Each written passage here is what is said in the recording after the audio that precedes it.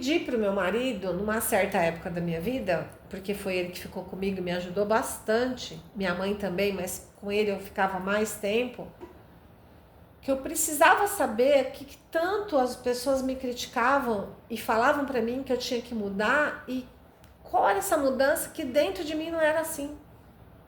E pasme, até hoje eu tenho isso.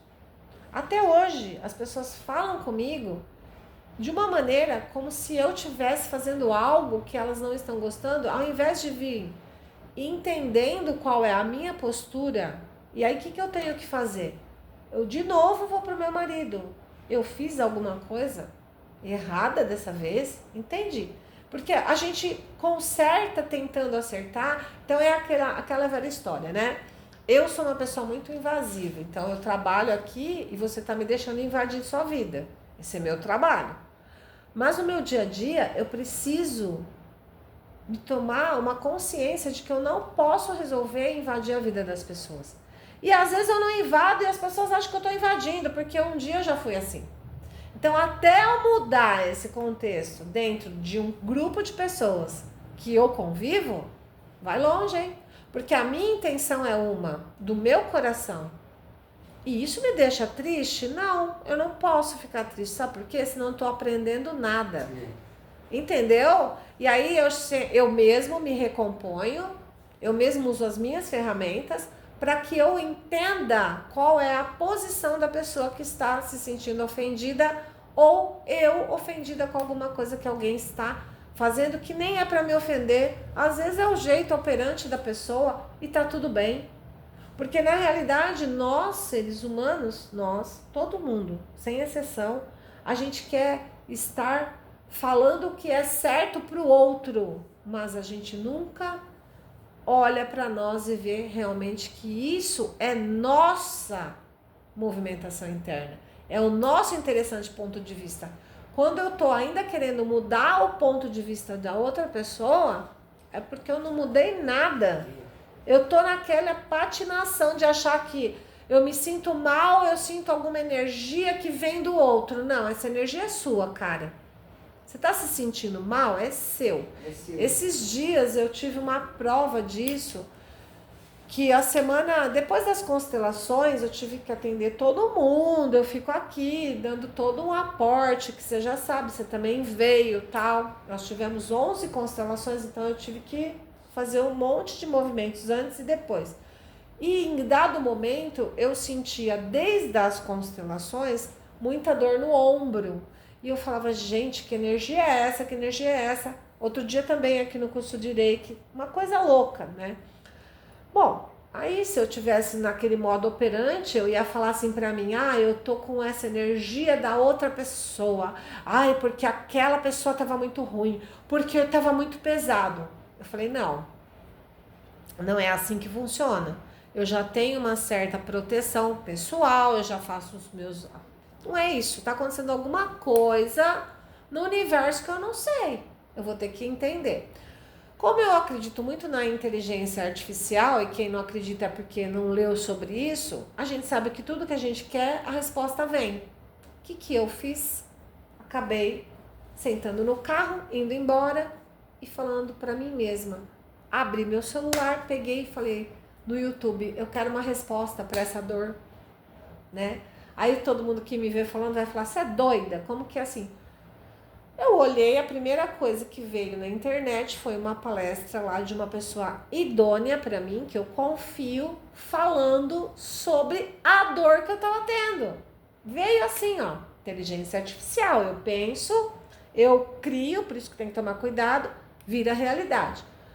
Eu vim descobrir que é a quantidade de sol que está entrando no planeta, de luz, que as nossas sombras interiores, que são nossas, não é do outro, como eu estou falando, elas estão sendo potencializadas no nosso DNA, e essas dores é excesso de coisas boas que chegam. Então, olha só, a distorção que eu poderia fazer da situação. Eu estava... Não é uma dor ruim. Eu estava aqui no curso de Reiki outro dia com várias pessoas aqui online e várias presencial. Você também estava e hoje a gente vai estar. E nesse momento estava chegando energia boa aqui. Não era ruim. E era uma dor insuportável. E aí eu respirei e falei, bom, tô sentindo as energias. Mas que energias são essas? Nem sempre as pessoas, tudo que a gente sente é uma energia ruim. Então muitas pessoas têm sentido alguma coisa no peito, alguma coisa no ombro, e acha que, ai, eu peguei energia pesada, eu não posso ir nesse ambiente, eu não posso fazer aquilo. Cara, e você, como é que você tá? Qual é a sua energia? Toda vez que você se sentir mal é do outro, então tá fácil, né? Eu me sinto mal, Então, como que foi uma calibração para mim, assim? Desde sempre, quando eu não me sentia bem, lá atrás, com essas mesmas dores, eu fazia uma oração. E a oração sempre era a prece de Cáritas, porque essa prece, ela me remetia a eu estar sendo caridosa comigo, que estou com dor, em primeiro lugar, e se tivesse alguma coisa na parte espiritual que pudesse ser atendida. E muitas vezes eu tinha uma melhora. Então, há uma distorção hoje em todos os aspectos. Aí, voltando à nossa conversa, quando eu peço para alguém, né, de confiança mesmo, falar, olha, me fala aonde eu estou errando, qual é o meu erro, porque essa foi a minha fala para o meu marido. Que pessoa é essa, que personagem é esse que eu montei, que todo mundo me critica e fala que não tá bom e por isso que eu tô com depressão? Porque eu ouvi várias pessoas falarem pra mim, pasme, tá? Falaram na minha cara e falaram por trás, porque você sabe que tem gente que não tem coragem. Que foi bom eu entrar em depressão, olha isso. Se a pessoa souber o que é uma depressão, jamais ela ia falar isso. Jamais ia falar isso. Que eu era uma pessoa muito arrogante. Eu acho que eu ainda sou muito arrogante. Porque a arrogância vem quando você empodera o que você é. Então, eu tenho meu poder pessoal, hoje eu tenho, porque eu sei o que é poder pessoal, que não é o ego que está falando. É o que eu estudo, é o que eu faço, é o que eu vejo e é o que eu passo para quem quer me ouvir. Quem não quer me ouvir, eu nem falo mais nada. Eu aprendi a ficar no silêncio. E qual é o meu silêncio? Ficar remoendo dentro de mim para mim ter dores? Não. Eu tenho um momento de ficar estagnada dentro de mim, de perceber que as coisas não são como eu acho que poderiam ser, que seriam mais fáceis. Aí nesse momento eu paro, sozinha, silencio, é o meu modo de agir hoje. Choro, porque quando eu entrei em depressão, eu falo pra todo mundo, ninguém imagina, mas eu já tive inveja quando eu tinha depressão de quem chorava e quem ria. Eu não conseguia chorar e não conseguia rir. Eu fiquei 9 anos sem chorar e sem rir. Inerte. Eu tava na vida e não tava. Então, ficava assim, eu tinha... E ó, depressão é uma coisa que quem tem, ninguém percebe. Por exemplo, as pessoas de fora não percebem que você tá com depressão, tá? Você sabe que você tá, e quem já teve depressão olha nos seus olhos e sabe que você tá com depressão. Porque a depressão, a pessoa não fica, tô depressiva, eu tô mal. Ela não fica. Ela fica com uma raiva de estar com depressão e ela quer sair. E quanto mais ela quer sair, mais ela fica na depressão, porque ela não aceita e não acolhe aquele momento. Então, pra mim, a experiência de ter depressão foi boa, foi. Mas quando eu estava lá naquele momento, eu ouvia coisas que eu falava, me revoltava ainda mais. E ó, eu vi coisas de espiritualistas, de espíritas, de católicos, de evangélicos, de todos, porque todo mundo tinha que dar uma solução para uma pessoa que era toda ativa, como eu sou ainda, mas que estava ali na paradeira. Hoje eu agradeço a depressão por vários fatores. Síndrome do pânico eu não desejo para ninguém. Porque eu sei que é uma coisa espiritual também. Tem muitos espíritos ali junto com aquela pessoa, não deixando a pessoa sair do lugar, procrastinando, medo, né? Medo. Sim. E aí a ressonância, a sincronicidade, pode ligar mais um pouquinho. A sincronicidade vai fazer a pessoa fazer o quê? Ela não sai do lugar. Agora, a depressão, ela trouxe para minha alma, não é nem para mim, Cristiane, para minha divina presença, as coisas no lugar, inclusive de não ter que ser mais a boazinha e fazer tudo para todo mundo como todo mundo queria. De mostrar que eu tinha que acolher e tinha que fazer. Na verdade, me ensinou assim: quem é que quer ficar perto de mim? Não importa se é família, não importa se é amigos, não importa se é o desconhecido. É aquele que realmente joga uma energia positiva para você. E infelizmente, a gente sabe, né? A gente, no movimento planeta, aquela pessoa que te critica tá vendo que dentro dela mesmo é um espelhamento do que tá dentro de você. E ao mesmo tempo, aquela que te elogia, ela tá vendo tudo aquilo que você tem de bom dentro dela. Então, quando eu entendi essa lei do espelhamento mesmo, essa função de você estar mais preocupada com o externo do que com o interno, aí você começa a elaborar uma parte interna sua com mais responsabilidade. Aí depois que eu choro, para continuar e acabar, eu respondo a mim mesma. Quais são as ferramentas que eu tenho para deitar na minha cama e não dormir com essa sensação de dor? Olha que interessante. Isso é você se autoconhecer. Para que eu saia do corpo, que eu sei que eu vou sair, vou fazer meu trabalho à noite, onde eu for, sem esse resíduo de dor e raiva e medo de não ser compreendida por várias movimentações. E aí eu pego e coloco uma meditação no meu celular, onde eu me remeto e durmo a noite inteira e acordo no outro dia e nem lembro mais do que aconteceu, porque aquilo pode ser uma coisa para me tirar do meu foco, que é isso que eu tô aqui hoje. Porque se eu chegar aqui destruída por alguma emoção, como é que eu faço as pessoas ficarem melhor? Como é que eu vou dar uma força para você que veio aqui ter um tratamento estético e uma terapia junto, para que você cada vez mais equalize suas emoções e o seu corpo volte a ficar harmônico? Então, assim, o autoconhecimento é uma coisa muito difícil de ser feita. Eu tô ouvindo pessoas falar, eu já estou me conhecendo. Aí elas pegam e vão estudar sobre todo estudo é válido, já estudei um monte de coisa sobre a criança interior. Sabendo que a criança interior não é essa criança do passado, e sim o contexto de você estar realmente como uma criança, tá? Parar de achar que as pessoas vão te julgar do que você está falando e que você tem que estar bem 24 horas porque você é um espelho de muitos. Para com isso. E se as suas insatisfações são muito grandes, você precisa olhar para isso com mais maestria. Você precisa ceder ao que a gente falou aqui sobre o estômago.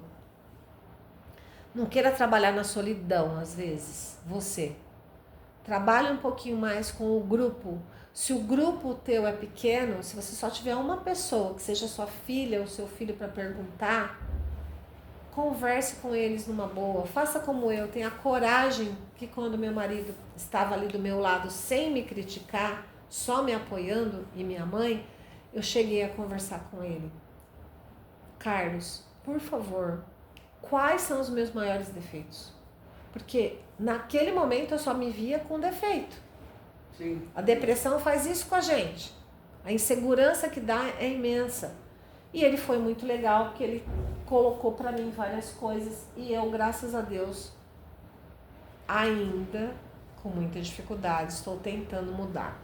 Porque a gente não muda com facilidade. É difícil. Tá? Porque as influências externas também não deixam a gente ficar na nossa bolha. Eu vou ficar bem, eu tô a caminho disso, tá? Quando algo que me fere o coração, não chegar nele. Só que isso é difícil. Eu estou em treinamento porque eu estou na Terra. Como eu te falei hoje, quando a gente estava aqui, né? As pessoas querem chegar a ser luz e ascensionar, né? Você já parou para pensar que quando você for luz e ascensionar, você não vai mais ficar aqui na Terra como humano? E aí você já parou para pensar que você tem muito apego e você quer ficar aqui ascensionado, com muita luz, mas aqui apegado nos seus filhos, na sua família? Então, assim, o desapego é o trabalho até do nosso estômago, né? Desapegar a nossa individualidade e se apegar àquilo que pode somar com a nossa vida. Então, se eu fiz algo que magoou alguém e eu nem percebi, eu preciso tomar cuidado, né, para não fazer de novo. E como que eu tomo cuidado? Olhando de frente para o que são os meus movimentos do dia, da noite. Então, como eu durmo, é como eu vou acordar, né? Como é que o meu dia vai ser? É como eu levanto. Eu levanto e agradeço. Eu levanto e faço só uma oração. Eu levanto e olho para o sol. Faço questão de ver que ele está lá.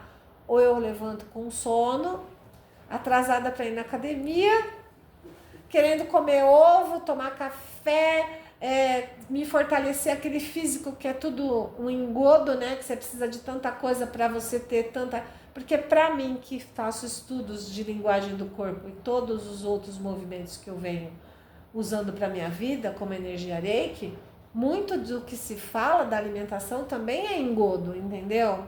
É um engano. E as pessoas estão presas a muitas situações que nós somos manipulados o tempo todo.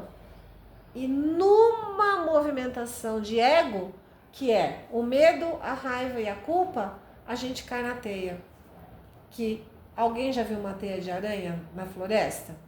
Já chegou a ver? Isso parece. Quando vocês forem numa cachoeira, alguma coisa, tem teias de aranhas assim.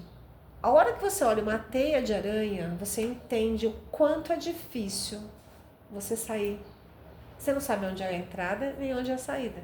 Então, quando a gente está ainda aqui nessa teia da humanidade, o cuidado que a gente tem que tomar não é em fazer tudo certo, é não cair na teia, porque para você sair de novo vai ser difícil.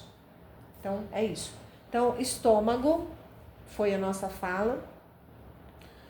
É você estar com a sua digestão totalmente mental boa para que o seu estômago não fique adoecido, delegando poderes para os outros te auxiliarem a resolver. Parar de querer resolver tudo sozinha. Por exemplo, pensar o dia inteiro como que você vai resolver uma coisa que não está no seu poder, entende? Sim. Quando a gente tem o poder de estar indo lá e fazer uma coisa, ou até está, você precisa resolver, vai lá e resolve. Aí você que tem que saber, tá bom? Pode desligar o aparelho agora.